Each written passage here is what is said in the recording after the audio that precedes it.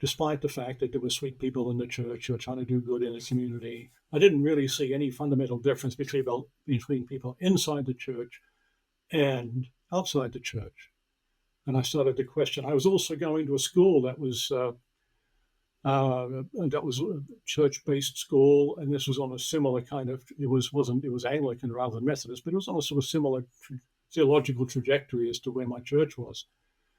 And we had religious classes and religious education classes, but all I can remember is what color altar cloths you could put on, at different seasons of the year, and rather formalistic.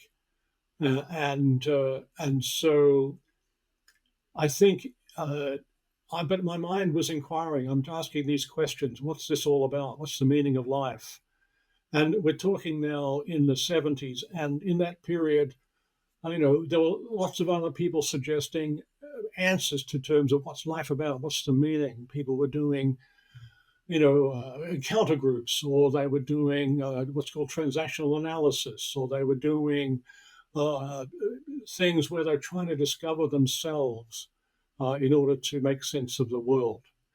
Of course, I later came to realize that if my search for meaning means searching within myself first and foremost, that's a way to get completely the wrong answer, because we're missing the big picture of what the world's about, and so.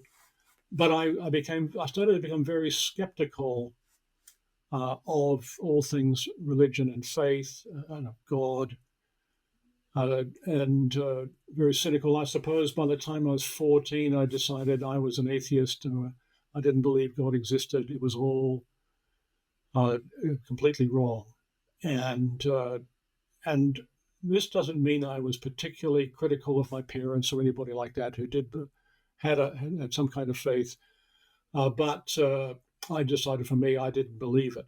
And in fact, I thought I was trying my hardest to bring in other ideas into our Christian youth group I used to go to, but those groups really became more interested in talking politics than there was very little Bible.